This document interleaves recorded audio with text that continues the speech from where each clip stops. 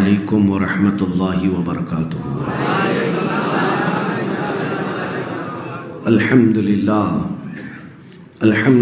الحنان المنان الذي خلق الإنسان وعلمه البيان، والصلاة والسلام على رسوله سيد الإنس والجان وعلى آله وأصحابه ذوي الخير والإحسان، أما بعد، فأعوذ بالله من الشيطان الرجيم، بسم الله الرحمن الرحيم۔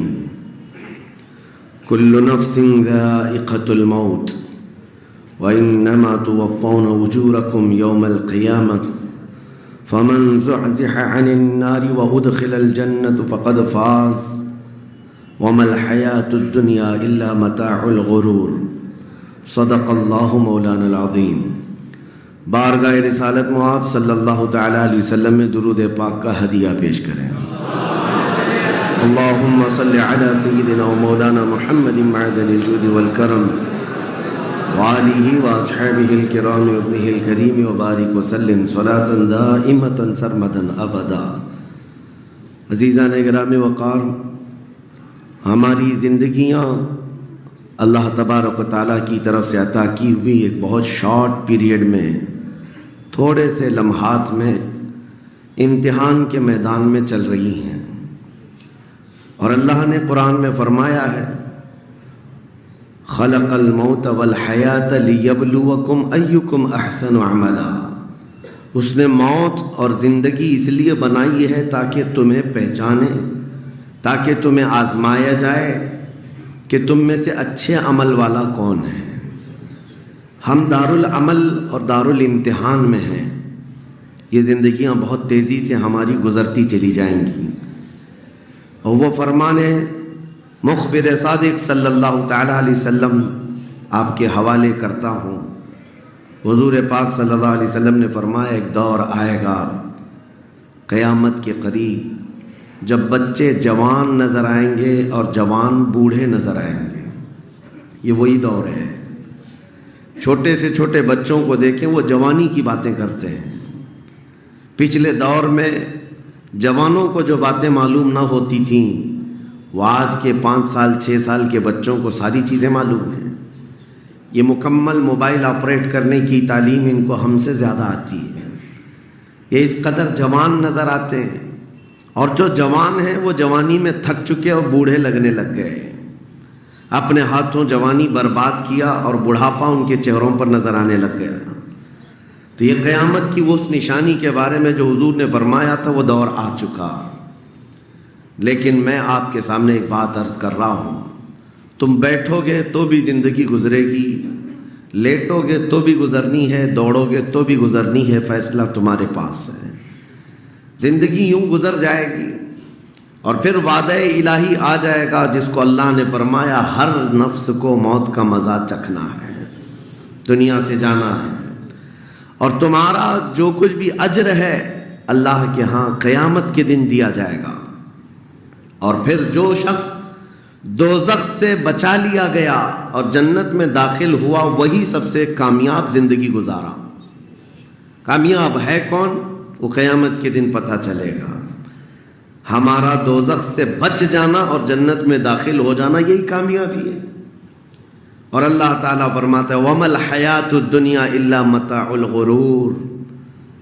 میرے اس پورے عنوان کا یہ حصہ اہم ہے۔ اللہ فرماتا ہے اور دنیا سوائے دھوکے کے سامان کے کچھ نہیں۔ جس نے دنیا بنائی وہ خود فرما رہا ہو، جو اس کائنات کا خالق ہے وہ خود فرما رہا ہو، یہ دنیا دھوکے کے سامان کے علاوہ کچھ نہیں۔ یعنی یہاں پر انسان اکثر دھوکہ کھا جاتا ہے۔ دھوکے کا مطلب یہ نہیں ہے کسی دوست سے دھوکہ کھا رہا ہے، بلکہ وہ پوری اپنی زندگی میں دھوکہ کھایا ہوا ہے۔ جس چیز کو اسے حاصل کرنا تھا، دنیا نے اس کا منہ موڑ کر کسی اور چیز میں لگا دیا ہے۔ یہ دھوکہ نہیں ہے تو اور کیا ہے؟ میں آپ کو ایک بات بتا دوں، آپ گھر سے نکلے تھے، سامان سب باندھ کر کے دلی جا رہے تھے، اسٹیشن پر کسی نے پکڑ لیا اور کہا آؤ چلو میں تمہیں ٹرین میں بٹھا دیتا ہوں، اور اس نے تمہیں دلی کی ٹرین کی بجائے تمہیں مدراس کی چنئی کی ٹرین میں بٹھا دیا، بیٹھ گئے تم. مجھے یہ بتاؤ یہ دھوکہ ہوا کہ نہیں ہوا تمہارے ساتھ؟ بہت بڑا دھوکہ ہوا کہ منزل تمہاری کہیں اور تھی، تم کہیں اور چل پڑے.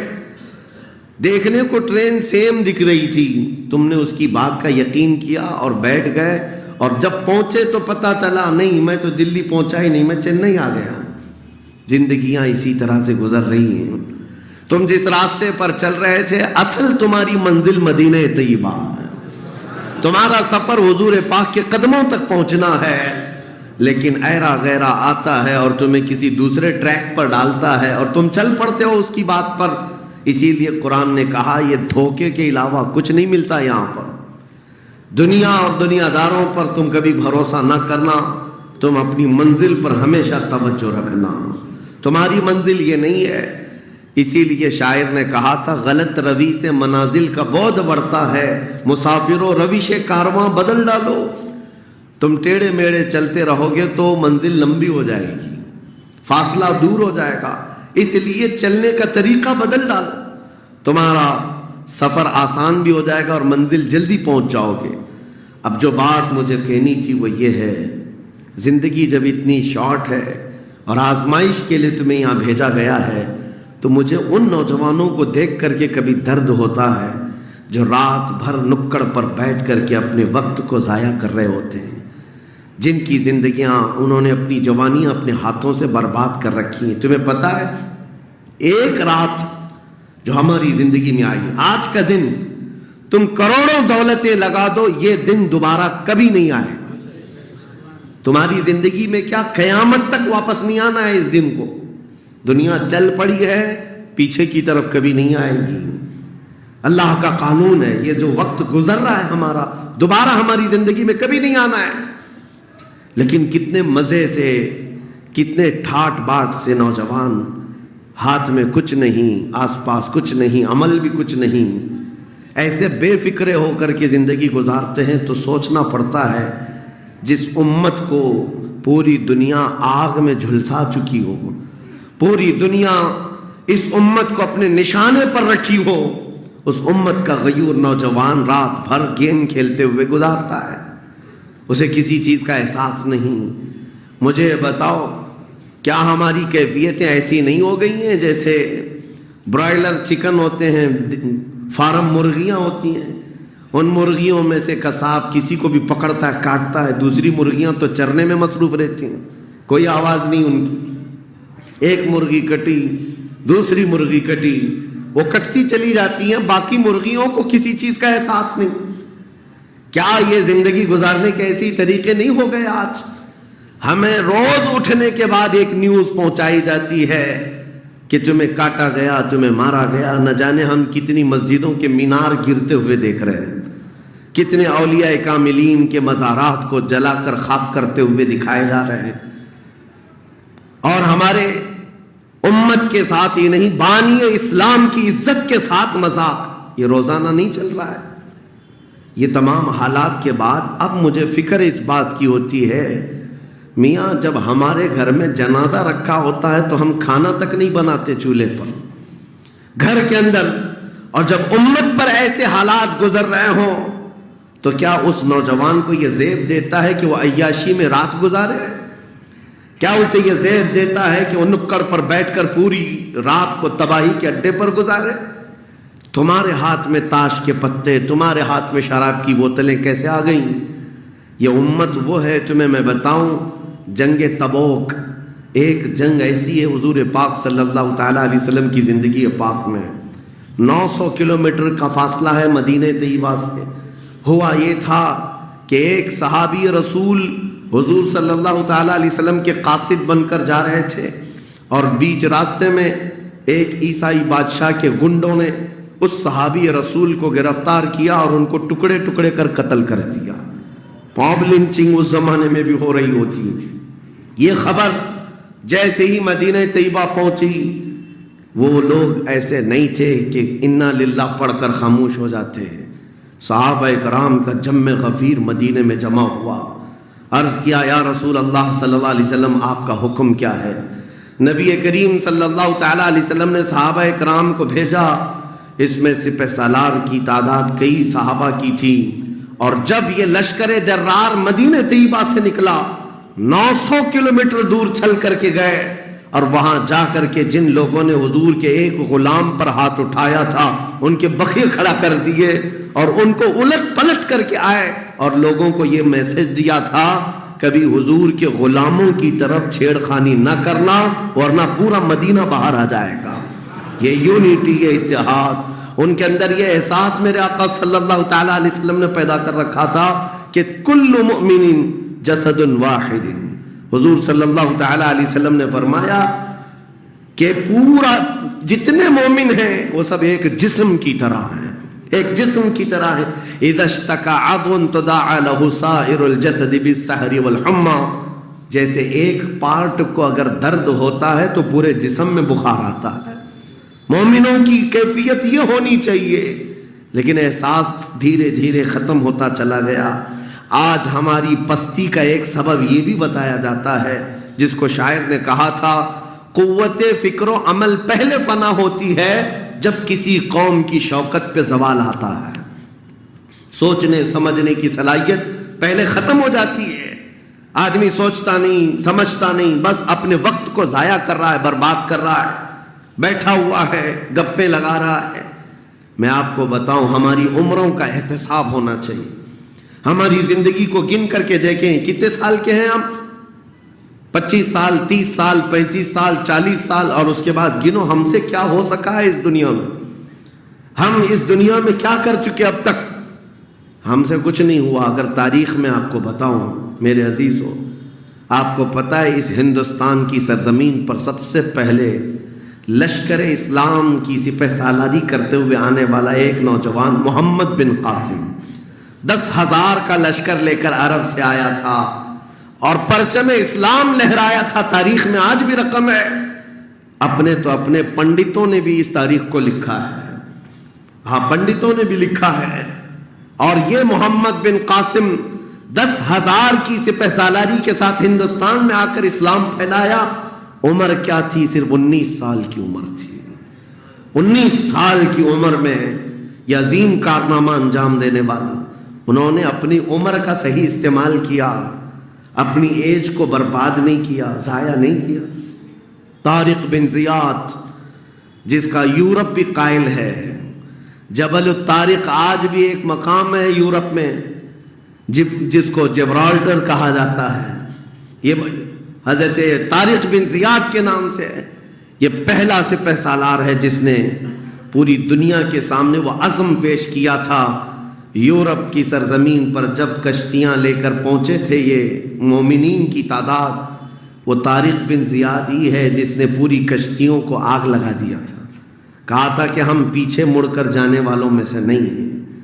جتنے ساتھ آئے تھے سمندر پار کر کے، کشتیوں کا سفر تھا، کشتیاں لکڑی کی بنی ہوئی، آگ لگا دیا اور کہا اب اس عزم کے ساتھ اترو، یا تو ہماری قبر بنے گی یا تو ہمارا جھنڈا لہرائے گا۔ میرے عزیزو، عمر 22 سال کی تھی طارق بن زیاد، اور ایک دو نہیں، میں تمہارے سامنے مثالیں رکھوں۔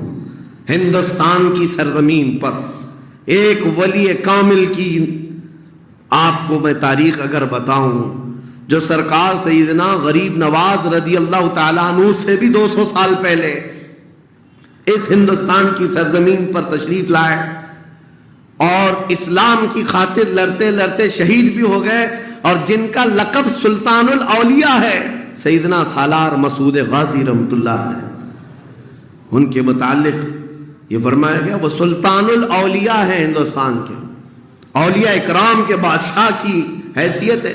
سرکار غریب نواز سے بھی پہلے آئے، لیکن ان کی عمر ان کی شہادت کے وقت 19 سال کی تھی۔ صرف 19 سال کی عمر میں وہ مقام عظیم پا لیا۔ ہماری تو زندگی کی عمریں پتہ نہیں کتنی چلی گئیں، اور ہم میں سے کوئی کارنامہ نہ ہو سکا، کارنامہ نہ صحیح زندگی گزارنے کا سلیقہ بھی نہیں آ سکا۔ کارنامے نہ ہوں تو الگ بات ہے، لیکن مسلمان تو بن جاتا کوئی۔ عزیزان گرامی وقار، میں آپ کو ایک بات بتا دوں، جو زندگی ملی ہے کچھ ایسا کر جاؤ کہ تمہاری تاریخ رقم ہو جائے، ورنہ قبرستان جا کر کے دیکھنا، وہاں تو لکھے ہوئے کتبے بھی مٹ گئے، قبروں میں کون سویا ہے ان کو بھی لوگ فراموش کر چکے، بھول گئے، سب بھول گئے۔ لیکن کچھ ہستیاں ہیں جو ہمیشہ آباد رہتی ہیں، یہ وہ لوگ ہیں جنہوں نے اس روئے زمین پر اپنی ذات کے لیے نہیں، اللہ کی رضا کے لیے جیا کرتے تھے، اللہ کی رضا کے لیے جیا کرتے۔ آج میں یہ بات کہنا چاہتا ہوں نوجوانوں سے، تمہیں پتہ ہے ممبئی کی سرزمین پر لاکھوں نوجوانوں کی تعداد ہے، میں جانتا ہوں، لیکن ان میں سے کوئی انقلابی نوجوان ہو، کوئی دین کی طرف بڑھنے والا، حساس دل رکھنے والا کیوں نہیں؟ خاص طور پر آپ کے ان علاقوں میں تو نشہ اتنا عام کر دیا گیا ہے، ہم دور دراز علاقوں سے سنتے ہیں کہ مسلمانوں کی میجورٹی والے علاقے، یہاں نشہ بکتا بھی ہے، کرتے بھی ہیں، رات بھر اسی میں پڑے رہتے ہیں۔ کس نے اس دنیا میں تمہیں ملوث کیا ہے؟ یہ وہ قوم ہے جو قیصر و کسریٰ کو گھٹنے پر لے آئی تھی، یہ وہ قوم ہے جس نے دریائے دجلہ میں گھوڑے دوڑا دیے تھے، یہ وہ قوم ہے جس نے افریقہ کی جنگلوں میں بھی اذانیں دی تھی، یہ وہ قوم ہے جس نے یورپ کے کلیساؤں میں کلمہ توحید کو بلند کیا تھا۔ لیکن آج اسی قوم کی حال یہ ہے کہ دنیا ہر گھڑی ہمارے اعمال کو نشانہ بنا کر کے ہمیں ڈیگریڈ کرتی جا رہی ہے۔ سمجھ جاؤ میرے عزیزو، کب تک اس زندگی کا اس طرح سے چلے گا؟ کیونکہ میرے آقا صلی اللہ تعالیٰ علیہ وسلم کو آج آپ کے سامنے میں یہ بات رکھتا ہوں، حضور اکرم صلی اللہ تعالیٰ علیہ وسلم کو آپ کیا سمجھتے ہیں؟ اپنی قبر انور میں وہ زندہ ہیں؟ ہم تو سنی ہیں۔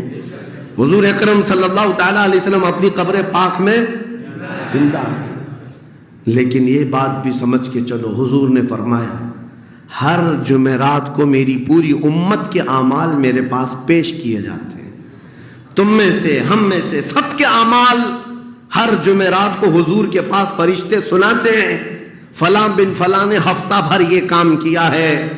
حضور فرماتے ہیں اگر برے اعمال پیش ہوتے ہیں تو مجھے غم ہوتا ہے، میں استغفار کرتا ہوں اللہ کی بارگاہ میں، اور اچھے اعمال آتے ہیں تو شکر بجا لاتا ہوں، اس کے لیے دعا کرتا ہوں۔ عزیزان گرامی وقار، کبھی پلٹ کر کے زندگی میں دیکھنا کتنے جمعرات ایسی چلی گئی ہوں گی جس میں ہمارے کون سے اعمال فرشتے لے جا کر کے سنا رہے ہوں گے۔ حضور اکرم صلی اللہ تعالیٰ علیہ وسلم کی بارگاہ میں جب ہمارے اعمال یہ کہہ کر سنایا جائے آقا آپ کا فلاں امتی بے خبر ہے، نہ نماز پڑھتا ہے، نہ ہی آپ پر درود پڑھتا ہے، نہ ہی وہ کبھی نیکیوں کی طرف آتا ہے، وہ تو گانوں کی دھن پر جی رہا ہے، صبح اٹھتا ہے، شام ہوتی ہے تو اس کو تو فلموں کے نغمے یاد ہیں، آپ کا کوئی قول یاد نہیں۔ بتاؤ میرے آقا صلی اللہ تعالیٰ علیہ وسلم کو فرشتے جب ہمارے متعلق یہ خبر دے رہے ہو، کیا حضور پاک صلی اللہ تعالیٰ علیہ وسلم کو اس بات کا قلق نہیں ہوتا؟ یہ وہ امت ہے جس کے لیے میں رات رات بھر کھڑے ہو کر دعا کرتا تھا، آج یہ ہم کو فراموش کی ہوئی ہے۔ زندگی گزارنے کا مقصد سمجھ جاؤ میرے عزیزوں، اسی لیے میں آپ کو کہتا ہوں کہ زندگی یہ نہیں ہے، حضور تاج الشریعہ رحمۃ اللہ علیہ نے فرمایا زندگی یہ نہیں ہے کسی کے لیے، زندگی ہے نبی کی نبی کے لیے، نہ سمجھ مرتے ہیں زندگی کے لیے، جینا مرنا ہے سب کچھ نبی کے لیے۔ جو لوگ یہ سمجھ جائیں اس نقطے کو، انہوں نے زندگی کی مرادوں کو پا لیا ہے، وہ حصولیاب ہو چکے ہیں۔ لیکن جو اب تک بھٹکے ہوئے ہیں ان کو میں دعوت فکر دوں گا، ایک بار سوچ لو، ایک بار سوچ لو، ویسے ہی دنیا ختم ہونے والی ہے اور تمہاری موت آنے والی ہے، ایک بار سوچ لو، ایک بار سوچ لو کہ ہمارے ساتھ آخرت میں ہونا کیا ہے، قبر میں ہمارے ساتھ بیٹھنے والا کون ہے، ہمارے ساتھ تنہائی کا نگہبان کون ہے، اور محشر کے اس بھرے میدان میں ہمارا ہاتھ پکڑنے والا کون ہے۔ جب بار بار یہ سوچو گے تو اس فکر کو پہنچو گے کہ وہ صرف اور صرف ایک ہی ذات ہے، کون دیتا ہے دینے کو منہ چاہیے، دینے والا ہے سچا۔ حضور پاک صلی اللہ تعالیٰ علیہ وسلم کی طرف لو لگا دو۔ اس کو جن لوگوں نے اپنی زندگی میں پہچان لیا وہ امام اہل سنت بن گئے، مجدد وقت بن گئے۔ اعلیٰ حضرت امام اہل سنت فاضل بریلوی رحمۃ اللہ تعالیٰ علیہ کے متعلق ایک بات میں آپ سے کہوں، وہ بڑے عالم تھے، بڑے فقیہ تھے، بڑے محدث تھے، اور بہت سارے علوم پر انہیں مہارت تامہ حاصل تھی، سب اپنی جگہ پر، لیکن یہ سارے علوم نے مل کر اعلیٰ حضرت کو اعلیٰ حضرت نہیں بنایا. ان کو اعلیٰ حضرت بنانے والی چیز حقیقت میں عشق رسول ہے. حضور پاک صلی اللہ تعالیٰ علیہ وسلم سے بے انتہا لگاؤ یہ مقام پیدا کر دیتا ہے. یہ مقام، ورنہ عالم تو بہت سارے، کتابیں لکھنے والے بھی بہت سارے، لیکن جس نے عشق کی بولی بولی دنیا اس کو پہچاننے لگ جاتی ہے، دنیا اسے پہچاننے لگ جاتی ہے. زندگی کا مقصد وہ سمجھ گئے کہ ان کی غلامی کرنے میں ہی یہاں پر عروج و ترقی ہے. اسی کو خانوادہ اعلیٰ حضرت سے ان کے پوتوں تک بھی یہ فکر پہنچی. تاج الشریعہ نے فرمایا بلحوثن سیم و زر کی بندگی اچھی نہیں، ان کے در کی بھیک اچھی، سروری اچھی نہیں.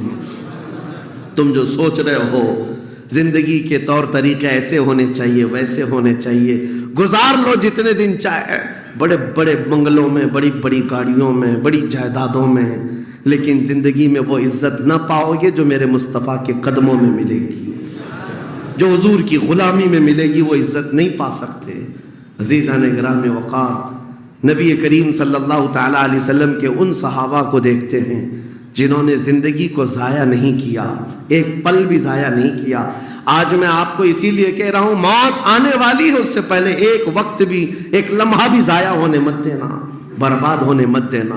جو وقت ہے، میں مصر میں دیکھتا تھا بسوں میں بھی، اور کبھی کبھار ٹکٹ کاؤنٹر پہ جو لائن لگی رہتی تھی ایک اسٹیکر لگایا گیا تھا، اکثر جگہوں پر یہ اسٹیکر پڑھنے کو ملتا تھا، اجعلوا الانتظار فی الاستغفار. یہ جو ویٹنگ ٹائم ہے اس کو خالی کھڑے ہو کر کے مت گزارو، اتنی دیر استغفار کرو اور درود پاک تو پڑھو، وقت کو ضائع نہ کرو. تمہارے پاس اللہ نے وقت دیا، بیٹھے ہو تو پڑھو، کھڑے ہو تو پڑھو، کیونکہ یہ وقت تمہارا بربادی میں نہیں لکھا جائے گا، تمہارا یہ وقت ضائع کرنے والوں میں نہیں لکھا جائے گا. عزیزان گرام وقار، آپ کو میں ایک بات بتا دوں، جن لوگوں نے اپنی زندگیوں میں بڑے بڑے محلات بنائے، آج ان کے لیے بھی تاریخ ہے، مگر کس انداز سے، کس انداز سے. آج دنیا نے آپ کو ایسے ڈائیورٹ کر رکھا ہے، جو کام ہونے کے تھے وہ نہیں کرنا ہے آپ کو، لا یعنی کاموں میں مصروف ہو گئے. جو چیز تمہارے حصے کی تھی نہیں اس پر انرجی خرچہ کرتے رہ گئے، اور جو چیز تمہارے کام کی تھی اس کو تو بھول ہی گئے. آپ کو میں ایک بات بتا دوں، ہو سکتا ہے شاہ جہاں نے تاج محل بنایا، اور پھر بادشاہ قطب الدین کے زمانے کے نشانیاں موجود ہیں، لال قلعے بن گئے، قطب مینار بن گیا، بڑی بڑی عمارتیں ہیں، لوگ اوپر سے نیچے دیکھنے کے لیے آتے ہیں. لیکن میں یہ کہتا ہوں یہ کوئی کمال کی چیزیں تھی نہیں، کمال کی چیزیں تھی نہیں. لاکھوں لوگوں کی محنتیں بھی لگی، پیسہ بھی لگا، اور بڑی عمارتیں کھڑی کر کے چلے گئے. ہزاروں کی تعداد میں تاج محل میں لوگ جاتے ہوں گے. تاریخ تو لوگوں کو تھوڑی بہت تو پتہ ہوگی کہ اپنی بیگم کی محبت میں بنایا ہوا ایک محل ہے، اور بیگم کی قبر بھی وہاں ہے، لیکن جانے والے کبھی کسی کو سنا ہی نہیں کہ ایک فاتحہ بھی کوئی پڑھتا ہو، کوئی پڑھتا ہوا نظر آتا ہے. وہ تو پکنک پوائنٹ ہے، ٹورسٹ ایریا ہے، جائے دیکھے آئے. لیکن میرے عزیزو، یہ بڑے بڑے محلات اپنی ناموری کے لیے بنا کر تو چلے گئے، لیکن آؤ بریلی شریف کی سرزمین پر ایک مدرسہ جو اعلیٰ حضرت نے بنایا، مبارک پور کی سرزمین پر جامعہ اشرفیہ جو حضور حافظ ملت نے بنایا، یہ عمارتیں آج بھی دعوت دے رہی ہیں. ایک دو نہیں، ہر سال ہزاروں کی تعداد میں عالم اور مفتی وہاں سے نکلا کرتے ہیں. یہ کام کی چیزیں تھی جو بزرگوں نے کر دیا کہ امت کو ایسا کچھ دے جاؤ کہ وہاں سے آنے والا کچھ فیض اٹھا کر کے جائے. تاج محل لے کر کے کیا کرنا ہے؟ پیسے کمانا ہے یا ٹورسٹ ایریا بنانا ہے؟ لیکن ایک ایسا ادارہ جس میں پڑھ کر کے دنیا روشن ہوتی اور آخرت بھی روشن ہوتی. ہم سنیوں کے ہاں یہ چیزوں کی ضرورت تھی، ہمیں لا یعنی چیزوں میں مصروف کر دیا گیا ہے. میں اب تو آپ کو پتہ ہی ہوگا، مجھے تو جلسوں والا آدمی بنا دیا گیا، جہاں دیکھو پروگرام جلسے. میں اصل میں جلسوں والا آدمی تھا ہی نہیں. میں فیلڈ ورک کرنا پسند کرتا ہوں، کسی علاقے میں رہ کر کے قرآن کی تفسیر کرنا اور لوگوں کے درمیان رہنا، لیکن مسلسل سفر کا ایک تجربہ میں آپ کو بتا رہا ہوں۔ ہوں گے یہاں پر بھی بہار بنگال والے، سب ہوں گے، بہار والے، بنگال والے، جھارکھنڈ والے اتنے جلسے کرتے ہیں، 365 دن بھی اگر ان کو تاریخ دی جائے تو بھی کم ہے۔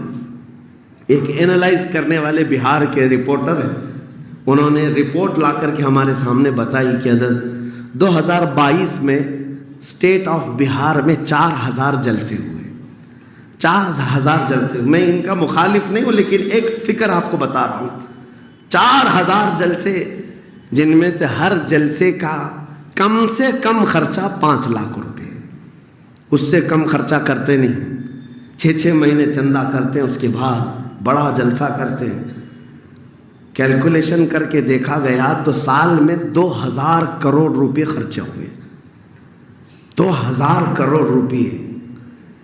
میرے عزیزوں، ٹھیک ہے یہ سب اپنی جگہ پر، لیکن پورے اسٹیٹ پر گھوم کر کے دیکھیں تو مسلمانوں کے نام کی ایک یونیورسٹی بھی نہیں ہے، کوئی ایک بڑا ادارہ نہیں قائم کر سکے۔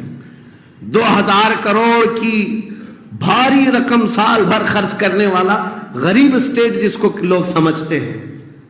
میرے عزیزوں، میں یہ بات اس لیے عرض کر رہا ہوں، جن چیزوں میں تمہارا ذہن الجھ گیا یہ وہ تمہارے کام کی نہیں تھی۔ اعلیٰ حضرت نے بہت پہلے فرمایا تھا، یہ دنیا کا حال یہ ہے، شہد دکھائے زہر پلائے۔ یہاں پر چکا چوند دکھنے والی چیزیں وہ تمہارے حق کی نہیں ہے۔ اور ممبئی والے کیا کرتے ہیں؟ وہ تو بہار والے جلسوں میں ہیں، ممبئی والے کھچڑا کمپٹیشن کرتے ہیں۔ ہاں، اس محلے میں 51 دیگ بنی ہے تو ہمارے ہاں 60 دیگ بنے گی، 70 دیگ بنے گی، اور کھاتا کون ہے؟ جو پہلے سے کھائے ہوئے لوگ ہیں، دن بھر 5 ٹائم کھانے والے لوگ ہی کھچڑا کھا رہے ہیں۔ ثواب تو ان کے لیے تھا اس غریب کو کھلانے پر جس کے گھر میں ایک روٹی ہے تو دوسری روٹی نہیں ہے، کھلانا بالکل ثواب ہے۔ حدیثوں میں ملتا ہے کھلانے سے بڑھ کر کے ثواب نہیں ہے، پہنانے سے بڑھ کر۔ سرکار غوث پاک کا یہ فرمان بھی ہے، میں نے ساری نیکیوں کو الٹ پلٹ کر کے دیکھ لیا، رحمان کو 2 نیکیاں سب سے زیادہ پسند ہیں، ایک بھوکوں کو کھلانا، ننگوں کو پہنانا، یہ 2 چیزیں۔ لیکن یہاں پر کن لوگوں کو کھلایا جا رہا ہے؟ ہم ہی لوگ تو کھاتے ہیں۔ ہمارے گھر میں بھی کھانا بن رہا تھا، ایک دن سڑک پہ بنا لیا، انٹرٹینمنٹ کر رہے ہیں۔ اور اس پر آپ یہ نہ سمجھیں کہ میں ان تمام چیزوں کا مخالف ہوں، کرو جتنی حیثیت ہے اتنی کرو، لیکن یہ نہیں ہے کہ ہمارا سارا کا سارا دار و مدار اسی پر ہے، سنیت اسی کا نام نہیں۔ ہونا تو یہ چاہیے تاکہ ہمارے پاس ایسا مضبوط قلعہ ہوتا جو ہر زمانے میں میرے مصطفیٰ کی عزت پر پہرا دینے والے سپاہی وہاں پر تیار ہو رہے ہوتے، ہمارے پاس نہیں ہے ان تمام چیزوں کی۔ اس لیے مجھے درد ہوتا ہے اس بات کا کہ ہم نے جن چیزوں کے لیے اللہ تعالیٰ سے امانت لی تھی، ہمیں اللہ تعالیٰ نے نوازا تھا، وہ ہماری رقم بھی غلط جگہ جاتی ہے، ہماری زندگی کا وقت بھی غلط جگہ جا رہا ہے۔ عزیزان گرامی وقا، ان سب چیزوں کا سوال ہوگا قیامت کے دن ہم سے، ہر چیز کا سوال ہوگا۔ اگر ہم نے وقت کو ضائع کیا ہے اور اپنا مال بھی غلط جگہ استعمال کیا ہے، ہر جگہ ہماری پکڑ ہوگی، ہماری پکڑ ہوگی۔ ایک ہفتہ قبل میں نے سنا، ہمارے چاہنے والے ہیں عزیز، انہوں نے کہا ایک درگاہ پہ گئے تھے، سنا ہے ایک بہت بڑے سیٹ ہیں، وہ 2.25 کروڑ کا صرف دروازہ بنا رہے ہیں اللہ کے ولیوں کے آستانوں پر۔ میرے عزیزوں، یہ اللہ کے وہ ولی ہیں، نہ تمہارے دروازے کے محتاج ہیں، نہ تمہاری چادر کے محتاج۔ ان کے انتقال کے بعد جو ان کو اللہ نے مقامات دیے وہ تم نہیں پہنچا سکتے، وہ تو اللہ تعالیٰ کے رحمت میں ہے، جنہیں اللہ تعالیٰ جنت کے جوڑے پہنا چکا ہو، جن کے لیے جنت کی ہوائیں چل رہی ہوں۔ ان اولیاء کے مشن کو زندہ کرنا حقیقت میں ایصال ثواب، ان کے لیے سب سے بڑی نظر و نیاز یہی ہے۔ ماررہ مطہرہ میں حاضر تھا، بڑی خوشی ہوئی، صاحب سجادہ نے بڑھ کر کے یہ اعلان کیا تھا، آنے والے زائرین جتنے سنی آتے ہیں، ہم ان سب سے کہتے ہیں کہ ہمارے اولیاء جتنے یہاں آرام کر رہے ہیں، ان اولیاء کو جو چادریں ڈالنی تھی وہ ہم ڈال چکے، تمہاری طرف سے اب کسی چادر کے لانے کی ضرورت نہیں، اور اگر لانا ہی چاہتے ہو ایک دوپٹہ لے جاؤ اور غریب بہن کے سر پر اڑاؤ۔ یہ پیغامات تھے خانقاہوں کے، حقیقت میں یہی امت کا کام ہے۔ عزیزان گرام وقار، لا یعنی کاموں میں پڑھ کر کے ہمارا وقت جو برباد ہوا اس کی تلافی مشکل ہے، بہت مشکل ہے۔ اس لیے میں صرف یہ میسج دینا چاہوں گا کہ زندگی کے اس پوائنٹ پر آج ہم آ چکے ہیں جہاں آندھیاں، طوفان، ہر طرح سے ایک بہت بڑی آزمائش میں ہم گرفتار ہیں۔ کن کن چیزوں کا علاج کیا جائے سمجھ میں نہیں آتا۔ کبھی کبھار میں بیٹھ کر سوچتا ہوں گھر میں اگر گیس کا پائپ بھی لیک ہو گیا، آگ بھی لگی ہے، پانی کا پورا فوارہ بھی آ رہا ہو، کچرا بھی گرا ہو، تو آدمی سوچنے لگ جاتا ہے کس چیز کو روکوں، پانی کو روکوں، گیس کو روکوں، آگ کو روکوں، کچرا اٹھاؤں، کیا کروں سمجھ میں نہیں آتا۔ یہ حالات آج ہمارے ساتھ ایسی ہو گئے، ہم کن کن چیزوں کا مقابلہ کریں سمجھ میں نہیں آتا۔ اور پھر اس پر مزید جب ہم اپنی قوم کی طرف دیکھتے ہیں، یہ تو گیم چلاتے ہوئے مزے سے بیٹھے ہوئے ہیں، ایسا لگتا ہے انہیں کسی چیز کی فکر ہی نہیں۔ شاعر نے کہا تھا جگہ جگہ کے تھک چکے ہیں تمہیں یہ ہنگامے، نشاط لذت خواب گرام بدل ڈالو، اٹھو وہ گر نہ حشر نہ ہوگا پھر کبھی، دوڑو کہ زمانہ چال اپنی چل گیا۔ میرے عزیزوں، بس وقت کا احساس تمہارے اندر آ جائے، ضائع نہ کرو۔ میرے آقا صلی اللہ تعالیٰ علیہ وسلم کی ایک بات میں تمہیں بتا دیتا ہوں۔ آپ یہ سوچتے ہیں بہت سارے نوجوان خالی فالتو اسی لیے بیٹھے ہوئے، میرے سٹیٹس کے مطابق کام نہیں ملتا، میرے سٹینڈرڈ کے مطابق مجھے کام نہیں ملتا، برباد کیے جا رہے ہیں اپنی زندگی اور لوگوں پر بوجھ بنے ہوئے ہیں۔ میں ان کے بارے میں بتاتا ہوں۔ سید الانبیاء رسول مختار صلی اللہ تعالیٰ علیہ وسلم اگر وہ چاہیں تو روزانہ ان کے گھر جنت کا دسترخوان اترے، اگر وہ چاہیں تو سونے اور چاندی کے محلات میں زندگی گزاریں، لیکن جانتے ہو نبی کریم صلی اللہ علیہ وسلم ایک دن سیدہ فاطمہ الزہرا کے گھر آئے، دیکھا حسنین کریمین طاق میں دب کے ہوئے بیٹھے، پیٹ پیٹ سے لگا ہوا ہے، آنکھیں اندر ہے، حضرت فاطمہ بھی بیٹھی ہوئی، آواز کسی کی نہیں۔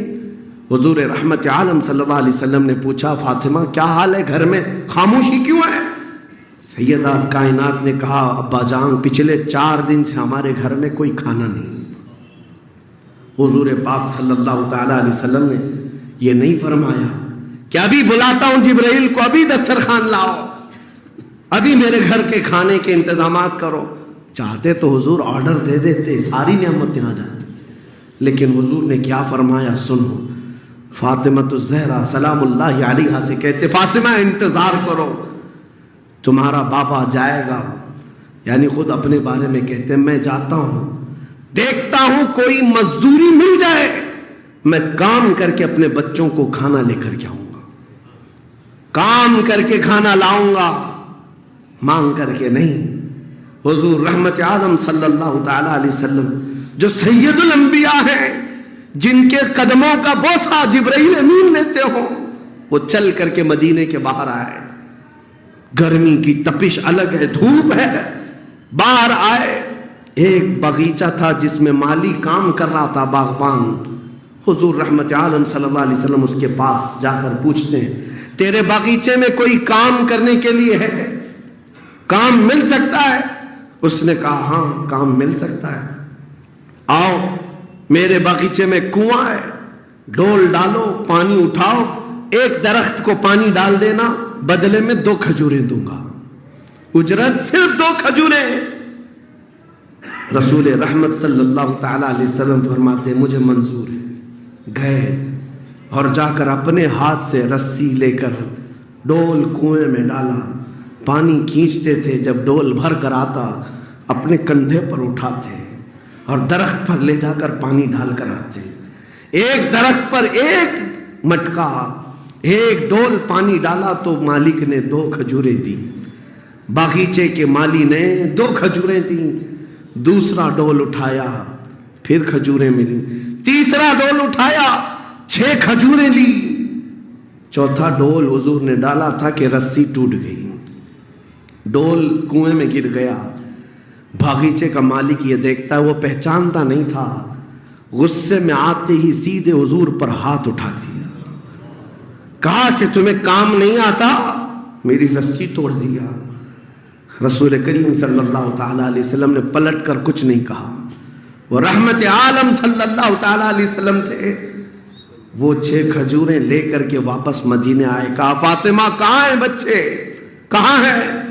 यही 6 खजूरें हुजूर ने लाकर अपने मुंह से चबाकर उन बच्चों के मुंह में डाला और कहा आज तक रुए जमीन पर कोई नबी ऐसा नहीं आया, 1,24,000 कमोबेश नबियों में हर नबी ने अपने हाथों की कमाई खाई है, अपने अमल की कमाई खाई है। रहमत आलम सल्लल्लाहु ताला अलैहि वसल्लम ने जब वो मालिके कुल है, बल्कि जन्नत की चाबियों के मालिक, सारी जमीनों के खजानों के मालिक, कुल जहां मिल्क और जौ की रोटी ग़िज़ा, उस शिकम की कनाअत पे लाखों सलाम। वो लंबे लंबे हाथों से भीख देने वाले आका, सब कुछ होने के बावजूद अगर किसी एक बागीचे में डोल उठाकर पानी भरते हो तो इसीलिए नहीं कि उनके यहाँ कोई मजबूरी थी, बल्कि उम्मत को ये दर्स देना था, ऐ उम्मत के गयूर नौजवानों, तुम कभी खाली न बैठना, मुझे देखना और अमल करते रहना, और अल्लाह ताला तुम्हें दरवाजे रिस्क के जरूर खोले। खाली बैठे हुए वक्त बर्बाद करने वाले लोगों को मैं अक्सर ये बात सुनाता हूँ, ऐ मेरे अजीजों, मुसलमान मोहल्लों में जहाँ से भी गुजरो हाल यही है, हाल यही है। रात को 4 बजे तक इनके यहाँ रोशनियाँ, किस बात के लिए मियाँ, क्या फिक्र हो रही है, किस बात की यहाँ मीटिंग चल रही है, चर्चे किस बात के, उम्मत की तबाही के चर्चे किस बात के, गप्पे लग रही होती हैं, कुछ नहीं। उन दूसरी कौमों को देखो जो फजर से पहले उठकर कामों पर भाग जाती हैं, सूरज डूबने से पहले वो घरों पर आ जाते हैं। आज तुम्हारे अखलाक और किरदार किसी और ने ले ली, एडॉप्ट कर लिए, और तुमको लोगों को ऐसा छोड़ दिया गया बेकायद के, बेक़ियादत के। बहरहाल मेरे अजीजों, बदलना चाहें तो आज भी हम बदल सकते हैं। सिर्फ एक नुक्ता है बदलने के लिए, एक नुक्ता है। मेरी बातें छोड़ दो, मुकर्रिरीन को सुनते हो सकता है लोग ये कहते हैं मौलाना लोग ऐसा बोलते हैं वैसा बोलते हैं, तुम्हारी फिक्रें सब अपनी जगह पर। मेरे अजीजों, मैं तो बहुत निकम्मा आदमी हूँ, मैं तो एक छोटा तालिब इल्म भी नहीं हूँ, जहालत मेरे अंदर भी है, लेकिन मैं आपको ये कहना चाहता हूं, अगर दिल के अंदर हलचल मच सकती है, इनकलाब लाने की फिक्र आ सकती है, तो इधर उधर की बातें छोड़ो, आमिना के लाल की तरफ देखो, हुजूर अकरम सल्लल्लाहु ताला अलैहि वसल्लम की तरफ तुम्हारा दिल मुतवज्जे हो गया तो मैं कहता हूं तुम्हारी धड़कनें तेज हो जाएंगी, तुम बदल लोगे अपनी जिंदगी को, और उसके बाद एक दिन आएगा फिर तुम ये पुकार कर कहोगे जो बरेली वाले ने कहा था, या रसूल अल्लाह, दहन में जुबान तुम्हारे लिए, बदन में है जान तुम्हारे लिए, हम आए यहाँ तुम्हारे लिए, उठे भी वहां हुजूर के लिए। जीने का सलीका मिल जाएगा, लेकिन शर्त सिर्फ इतनी है, आज से एक वजीफा दे करके जा रहा हूं। जुमा को, पहले भी मैंने एक बार कहा था, जब भी जुमा आए घर पर अब जाते हैं, घरों में अच्छा खाना बनता है, मेरे अजीजों अपने बच्चों को ले लो, बैठ जाओ दस्तरखान पर, लेकिन घर में ये कानून लगा देना, बीवी भी बैठे, माँ भी बैठे, बहन भी बैठे, बच्चे भी बैठे, जिसके घर में जितने लोग हो दस्तरखान पर बैठे, उस वक्त तक हम लुकमा नहीं उठाएंगे जब तक 100 मरतबा मेरे मुस्तफा पर दुरूद न पढ़ ले। हुजूर सल्लल्लाहु ताला अलैहि वसल्लम को याद करने का माहौल घरों में आ जाए, फिर देखना जिंदगी की बहारें तुम अपनी जिंदगी में देख लोगे। हर गली में इंशाअल्लाह अज़ीज़ ये माहौल बन जाए, फिर कोई बाहर से आया हुआ अजनबी तुम्हारे मोहल्लों में आकर कहेगा ये मुंबई का मोहल्ला नहीं, मदीने की गली नजर आती है, यहाँ से खुशबुए मुस्तफा नजर आती है। हमारी औरतों के अंदर, हमारी बच्चियों के अंदर पर्दे की पाबंदियां हमारी तकरीरों से नहीं, हुजूर की मोहब्बत से आ सकती है। नौजवानों के अंदर नशा से नफरत تقریروں سے کم لیکن میرے مصطفیٰ کی محبت سے آ سکتی ہے، کیونکہ حدیثوں میں ہم نے پڑھا ہے وہ مدینے کے لوگ جو 50 سال پرانی شراب پیتے تھے، ایک فرمان مصطفیٰ کیا آیا، انہوں نے اپنے پرانے مٹکے تک توڑ ڈالے، لبوں تک لگی ہوئی شراب کو پٹک دیا کہ اب نہیں، اس لیے کہ مخبر صادق نے فرما دیا ہے، رحمت عالم نے فرما دیا ہے، یہ محبت کا تقاضا تمہیں ہر برائی سے دور لے آئے گا۔ اسی کو اقبال نے کہا تھا کہ محمد سے وفا تو نے، تو ہم تیرے ہیں، یہ جہاں چیز ہے کیا، لوح و قلم تیرے، ہر چیز کا علاج اس میں مضمر ہے، ہر چیز کا علاج اس میں پوشیدہ ہے۔ سچ کہا کرتے تھے بچپن میں جو شاعر ہم سنتے آتے تھے، ہر درد کی دوا ہے صلی علی محمد، تعویذ ہر بلا ہے صلی علی محمد۔ حضور کا نام پاک ہر درد کے لیے دوا بھی ہے، شفا بھی ہے، اور بیماریوں سے چھٹکارے کے لیے کنسنٹریشن، ایک جگہ توجہ مرکوز کر لو۔ آج سے اپنے دل میں یہ احساس پیدا کرو میں اس کا اس کا نہیں ہوں، لوگوں نے مجھے بنا رکھا ہے، یہ اس کا فین ہے، اس کا فین ہے، نہیں۔ بیدم وارسی کو پڑھو، کیا کہتے تھے اللہ والے میرے عزیزوں، کہتے ہیں بارگاہ مصطفیٰ میں یوں عرض کرتے ہیں، سگے طیبہ سب کہہ کے پکارے بیدم، یہی رکھیو میری پہچان مدینے والے۔ یہ دعا کرتے تھے بیدم وارسی کہ اے اللہ کے نبی، اے مدینے کے تاجدار، ساری دنیا مجھے میرے باپ کے نام سے نہیں، مدینے کا کتا کہہ کر کے پہچانا کرے۔ اپنی پہچان یہ بنا لیا کہ دنیا مجھے دیکھے تو آپ کے نام سے جوڑ کر کے دیکھے، یہ ان کا غلام ہے، یہ ان کا غلام ہے۔ اس بات پر تمہیں بھی فخر ہونا چاہیے، زندگی ایسی گزارو کہ دنیا تمہیں کسی اور کا نہیں، تاجدار مدینہ کا غلام کہنے لگ جائے۔ لیکن لوگوں کو آج تکلیف ہوتی ہے، تم تو اپنا سب کچھ بدلنے لگ گئے، داڑھی بھی نکال دو، ٹوپی بھی نکال دو، سیکولر بن کر کے گھومو تاکہ کوئی پہچان نہ پائے، تم خود پہچان نکالنا چاہتے ہو۔ میرے عزیزو، فخر کے ساتھ میں کہتا ہوں، آج ظالموں کو چوٹی رکھنے میں شرم نہیں آتی تو تمہیں حضور کی داڑھی رکھنے میں کیا شرم آئے گی؟ فخر سے کہو دنیا میں میری داڑھی میری ٹوپی یہ میرا عمل نہیں ہے۔ دنیا اگر ننگا گھومنے پر فخر کرتی ہے تو میں آمنہ کے لال کے اخلاق پر فخر کرتا ہوں۔ فخر ہونا چاہیے کہ نہیں ہونا چاہیے؟ زندگی گزارنے کے طور طریقے یہ ہیں، ہم بہت جلدی حضور کے پاس جانے والے ہیں، بہت جلدی قبروں میں ان کی زیارت کرنے والے ہیں، بہت جلدی ہماری آنکھیں بند ہوں گی اور قبر میں لے جایا جائے گا اور وہاں پر حضور کا دیدار ہونا ہے۔ عقیدہ ہے یا نہیں؟ حضور کا دیدار ہونا ہے۔ تو میرے عزیزو، آج جمعہ کے لیے آتے ہو تو کپڑے بدل کے آ جاتے ہو، عطر لگا کے آ جاتے ہو، سرما لگا کے آتے ہو۔ زندگی ایسی گزارو جس دن ملک الموت بلائے چلو چلنا ہے حضور کے پاس تو تیار رہو، وہ چہرہ لے کر جانا ہے جو حضور کو دکھانا ہے، جو حضور کو دکھانا ہے۔ سنی تو وہ ہے جو مرنے سے بھی نہیں ڈرتا اور یہ کہتا ہے کہ قبر میں جانے کے بعد بھی فرشتوں سے ہم یہی کہیں گے، اب تو پائے ناز سے اے فرشتوں کیوں اٹھو، مر کے پہنچا ہوں یہاں اس دل ربا کے واسطے، مر کے پہنچا ہوں یہاں اس دل ربا کے واسطے۔ حضور کے لیے جینے والا کبھی موت سے بھی نہیں بھاگتا، ڈرتا نہیں ہے۔ موت ان کے لیے حادثہ ہے جن کو جلنا ہے، جلنا ہے، جلنا ہے۔ ہمارے لیے حادثہ نہیں ہے۔ ہمارا عقیدہ یہ ہے، ہم ادھر آنکھیں بند کریں گے، ادھر زیارت مصطفیٰ ہوگی، حضور اکرم صلی اللہ علیہ وسلم کی رحمت میں جائیں گے۔ موت سے ڈرو مت، بھاگو مت۔ میرے عزیزوں، کسی انجان جگہ جا رہے ہو تو ڈرنا چاہیے۔ ہمارا ماننا یہ ہے جس دن ہم جائیں گے حضور بھی ہوں گے، صحابہ بھی ہوں گے، غوث و خواجہ بھی ہوں گے۔ انشاءاللہ العزیز زندگی ایسی گزارو کہ ان اکابرین کی جماعت میں ہم جائیں گے اور میرے آقا صلی اللہ تعالیٰ علیہ وسلم ہمیں قبول کر لیں گے۔